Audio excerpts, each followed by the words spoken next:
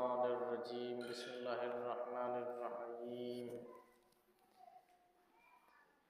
رب اشرح لي صدري ويسر لي أمري واحلل عقدة من لساني يفقهوا قولي أما بعد فقد قال الله تبارك وتعالى في القرآن المجيد بسم الله الرحمن الرحيم إنك ميت وإنهم ميتون۔ عزیزاً خداوند عالم قرآن میں ارشاد فرما رہا ہے کہ پیغمبر آپ کو بھی موت آنے والی ہے اور یہ سب مر جانے والے ہیں۔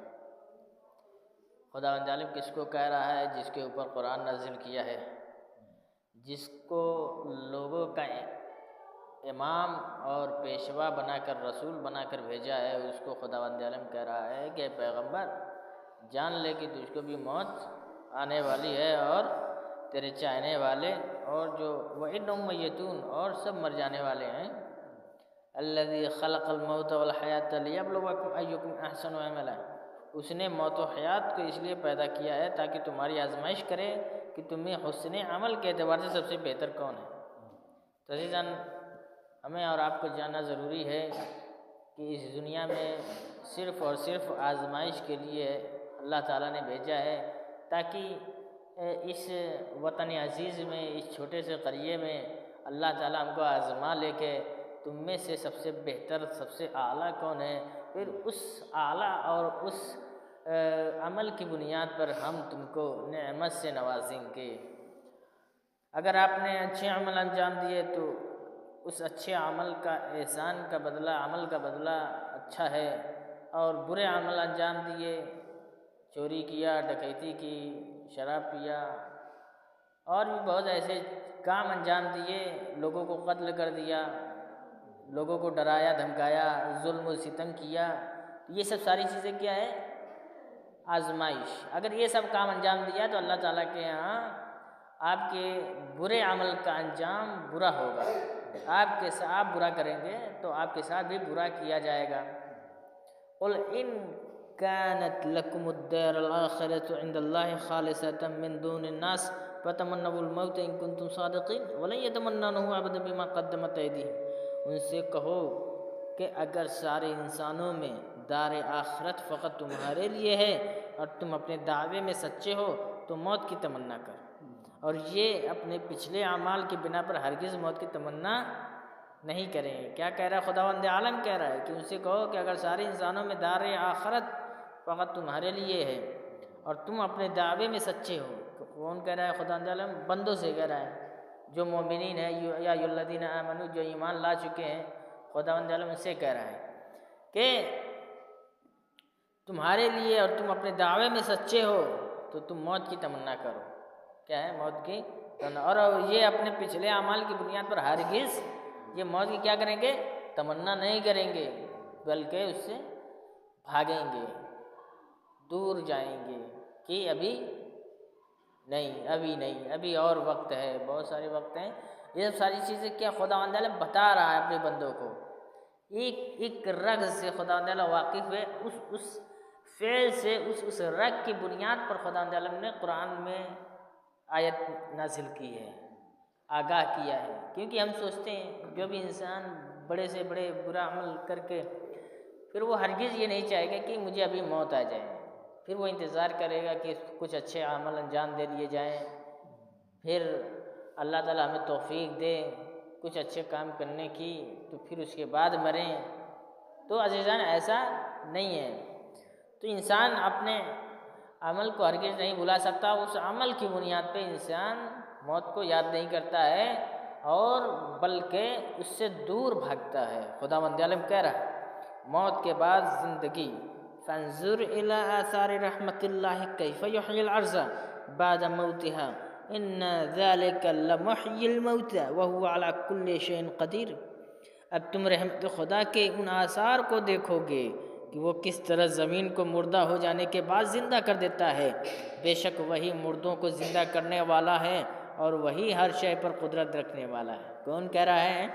خداوند عالم کہہ رہا ہے تم رحمت خدا کے ان آثار کو دیکھو گے۔ رحمت خدا کیا ہے؟ یہ سورج کیا ہے؟ رحمت خدا ہے۔ یہ ٹھنڈ، یہ احساس دلاتا ہے تاکہ آپ غور و فکر کریں، آپ اس نے غفلت میں نہ گزار لیں کہ اگر ایک موسم ہوتا تو آپ ہرگز اس موسم کے اندر بالکل محو ہو جاتے اور کچھ بھی فکر نہ کرتے کہ بس اوقات ہوتا ہے نا کہ ایک ہی ماحول اگر آپ نے ملا ہے، مثال کے طور پہ ٹھنڈی، کشمیر والے ٹھنڈی، اب وہ گرمی برداشت نہیں کریں کیونکہ وہاں پہ موسم کیا ہوتا ہے، ٹھنڈ ہوتا ہے، تو وہ ہمیشہ کیا ہے، گرم۔ اب آپ آ جائیں گے یو پی میں یا عرب دیش میں چلے جائیں گے، وہ گرمی برداشت نہیں کریں گے، بالکل ایسی چاہیے ان کو۔ اور جو بالکل جو ہے گرم مزاج کے ہیں، وہ کیا ہے، جو گرم مزاج میں رہ چکے ہیں ان کو ٹھنڈی برداشت نہیں ہوئی۔ اسی لیے کیا کہا ہے کہ اگر یہ موسم کی تبدیلیاں اگر تمہارے اندر نہ کی جائیں، تم ایک ہی موسم میں غفلت میں رہ کر مجھے بھول جاؤ گے، اپنے آپ کو بھول جاؤ گے، ساری سوسائٹی کو، ساری کمیونٹی کو بھول جاؤ گے، معاشرے میں کیا ہو رہا ہے، کیا ہونا چاہیے، کیا کھانا چاہیے، کیا پینا چاہیے، یہ سب ساری چیزیں، یہ جو موسم ہیں، دن کی تبدیلات، رات کی تبدیلات، اگر فقط اور فقط دن ہوتا، رات نہ ہوتی، یہ سورج نہ نکلتا، یہ چاند نہ دکھتے، ستارے نہ دکھتے، یہ انسان کو بیدار کرنے کے لیے ہے کہ انسان جگتا رہے۔ اب یہ روانگی، یہ دور، یہ تسلسل، موسم کا تسلسل اب دریا اور تالاب کے پانی میں فرق پیدا کر رہے ہیں۔ دریا کے پانی میں اور تالاب کے پانی میں کیا فرق ہے؟ تالاب کا پانی اکٹھا بالکل ایک جگہ رہتا ہے، اب ایک جگہ رہنے کے بعد 2-4 دن کے بعد کیا ہوتا ہے، زیادہ سے زیادہ 20 دن کے بعد، 15 دن کے بعد کیا ہوگا، وہ پینے کے قابل نہیں رہیں گے۔ کیا ہو جائیں گے؟ پینے کے قابل نہیں رہیں گے۔ اب کپڑے دھلنے کے تو قابل رہیں گے لیکن پینے کے قابل نہیں رہیں گے۔ پھر 15-20 دن گزر گئے، اب کپڑے دھلنے کے بھی قابل نہیں رہیں گے۔ غور کا طلب ہے کہ بات؟ اب آئیے، کپڑے دھلنے کے بھی قابل نہیں، نہ نہانے کے قابل، اب وہ نہ کسی استعمال کے قابل، کیوں کہ وہ ایک جگہ ٹھہرا رہا۔ اب وہ ایک جگہ ٹھہرنے کے بعد اب اس میں سے نہ آپ پانی پی سکتے ہیں، اب نہ اس سے استفادہ کر سکتے ہیں۔ اب وہ کیا کہہ رہا ہے، اب وہ کیا ہو گیا، اب سے بدبو نمودار ہونے لگی، بدبو، مہک، اس کی خوشبو اور پانی کا ذائقہ سب کچھ چینج ہو گیا عزیزان گرامی۔ اب دیکھیے، ایک چیز جو حرکت کرتی ہے اور ایک چیز جو ٹھہر جاتی ہے، اس میں کتنا فرق ہے۔ اسی لیے موسم کا جو ٹھہرنا نہیں ہے، یہ موسم جو دن بدن چل رہا ہے، دن، یہ تسلسل دن رات کا، یہ جو ہے کبھی نہ ٹھہرنا، موسم کا نہ ٹھہرنا، دن کا نہ ٹھہرنا، وقت کا نہ ٹھہرنا، اس بات کا تقاضا یہ ہے کہ آپ کے اندر سے بدبو نہ آئے، آپ بیدار رہیں، آپ اس دریا کے پانی کی طرح بہتے رہیں، اور اس بہتے ہوئے پانی کو لوگ کیا کریں، سیراب ہوتے رہیں، پیتے رہیں، فائدہ اٹھاتے رہیں، اور نہاتے بھی رہیں، اور کیا کرتے رہیں، کپڑا بھی دھلتے رہیں۔ وہ کبھی بھی ایسا وقت نہیں آئے گا کہ دریا کا پانی بدبو دے، یا کبھی ایسا نہیں ہوگا کہ دریا کا پانی نہ پی سکیں، کبھی ایسا وقت نہیں ہوا آیا کہ اس میں آپ نہ نہائیں۔ حالانکہ کچھ ایسی دریائیں، مثال کے طور پر جہاں بڑے بڑے نالے کھول دیے گئے ہیں، وہاں پہ صرف ایریا کی جگہ پہ آپ نہیں نہا سکتے، وہاں کا پانی نہیں نہا سکتے، لیکن جب یہ بہاؤ دیکھیے، کتنی زیادہ گند گرنے کے بعد بھی انسان پانی پیتا ہے، کیوں کہ وہ بہہ رہا ہے۔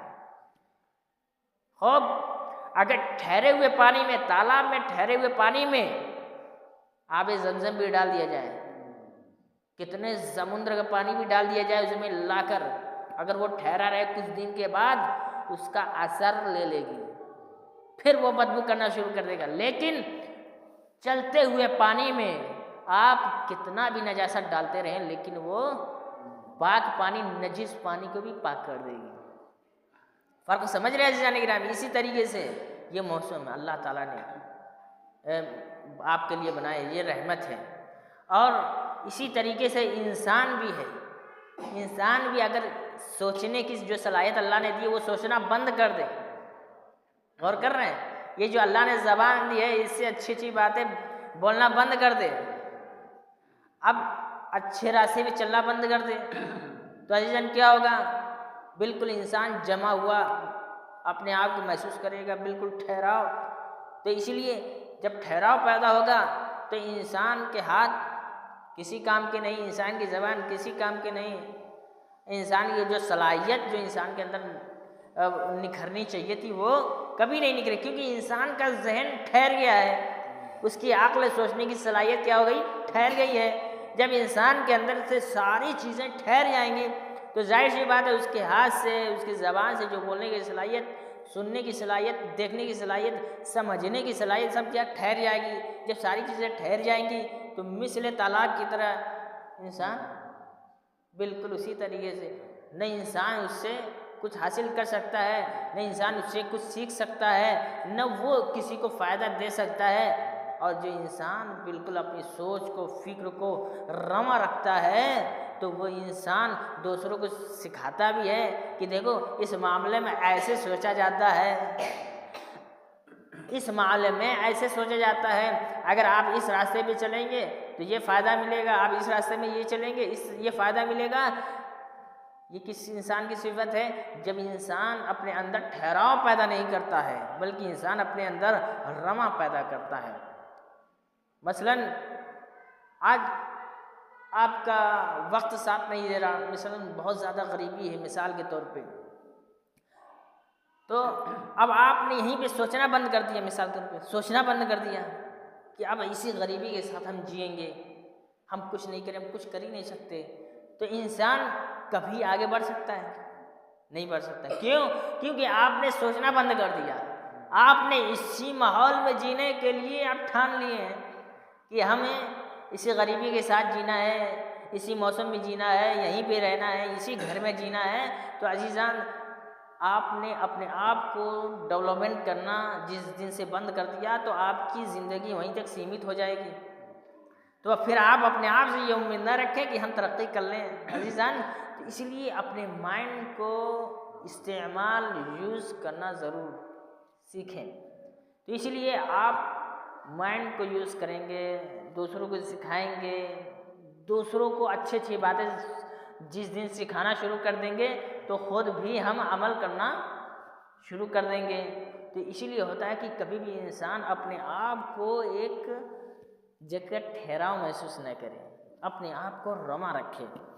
تو عزیزاً فانظر الی آثار رحمت للہ رحمت اللہ کیف یحیی الارض بعد موتها۔ اب تم رحمت خدا کے ان آثار کو دیکھو گے کہ وہ کس طرح زمین کو مردہ ہو جانے کے بعد زندہ کر دیتا ہے۔ بہت ساری بنجر زمینیں دیکھا ہوگا، وہاں سے دانہ اگنے لگتے ہیں، بعد میں بہت سارے سنا ہوگا کہ بہت زمانے سے یہاں پہ دانے نہیں اگ رہے، پیڑ نہیں اگ رہے، تو یہ کیا ہے کہ اللہ تعالیٰ مردہ کرنے کے بعد بھی اس کو زندہ کر دیتا ہے۔ بے شک وہی مردوں کو زندہ کرنے والا بھی ہے اور وہی ہر شے پر قدرت رکھنے والا ہے، اور اس کے علاوہ کوئی قدرت، کوئی قادر نہیں ہے۔ والآخرۃ خیر وابقیٰ، آخرت بہتر اور ہمیشہ رہنے والی ہے، آخرت کے لیے عمل انجام دو۔ انک مخلوق للآخرۃ فاعمل لہا، حضرت علیہ السلام نے فرمایا بے شک تم آخرت کے لیے پیدا کیے گئے ہو، اسی کے لیے عمل انجام دو۔ الآخرۃ فوز السعداء، آخرت نیک لوگوں کی کامیابی ہے۔ المال والبنون زینت الدنیا والعمل الصالح حوص الآخرہ، مال اور اولاد دنیا کی زینت ہے اور نیک عمل آخرت کی کھیتی ہے۔ مال اور اولاد کیا ہے؟ دنیا کی زینت ہے، یہ فقط دنیا کی زینت ہے، اور نیک عمل کے آخرت کی کھیتی ہے۔ آپ نے دیکھا ہوگا کہ جس دن جتائی ہوتی ہے اس دن آپ کو محسوس نہیں ہوتا ہے کہ یہاں پہ کچھ دانے، آپ نے چند دانے ڈالے اس کھیت میں، لیکن آپ کو اطمینان ضرور ہے کہ یہ دانے جو ہے بعد میں درخت کے اندر جو ڈھلیں گے، پھر دھیرے دھیرے اس میں سے جو ہے پھل نکلیں گے، اور اس کے جو ہے بالکل جو نتیجہ جو آپ چاہتے ہیں عزیزان وہ یقین رہتا ہے کہ نتیجہ یہ آنے والا ہے۔ تو عزیزان اسی طریقے سے آپ کو یہ یقین رکھنا پڑے گا کہ ہم نے جو دنیا میں اچھے اچھے عمل انجام دیے ہیں تو اسی طریقے سے یہ آخرت کے لیے کھیتی ہے، یعنی آخرت میں اس کا پھل ضرور ملنے والا ہے۔ تو عزیزان یہ ظاہری دنیاوی مثال ہے. کھیت میں جو کچھ بھی آپ درخت لگاتے ہیں، کچھ بھی لگاتے ہیں، وہ چند مہینوں کے بعد، چند دنوں کے بعد اس کا پھل ملتا ہے، وہ درخت میں پھل لگنے شروع ہو جاتے ہیں. تو اسی طریقے سے آخرت، یہ دنیا جو ہے آخرت کی کھیتی ہے. جتنا اچھے اچھے عمل انجام دیتے رہیں گے، آخرت میں اس کا جزا اور اس کا ثواب ملتا رہے گا. من ایقن بالآخرۃ لم یحرص علی الدنیا، جو شخص آخرت پر ایمان رکھتا ہے وہ دنیا کی حرص نہیں کرتا ہے.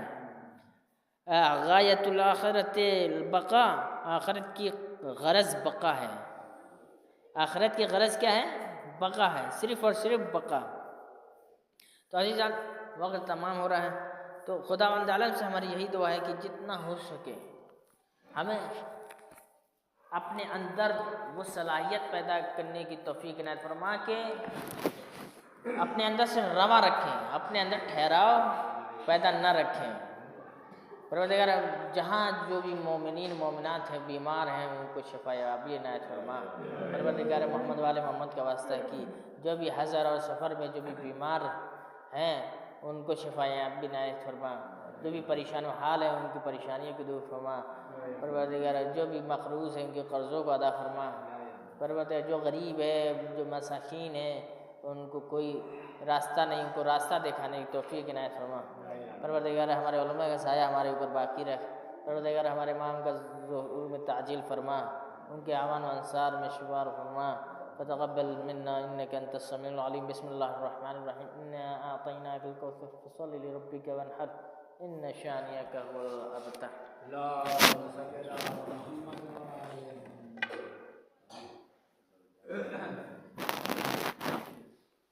الله اكبر الله اكبر.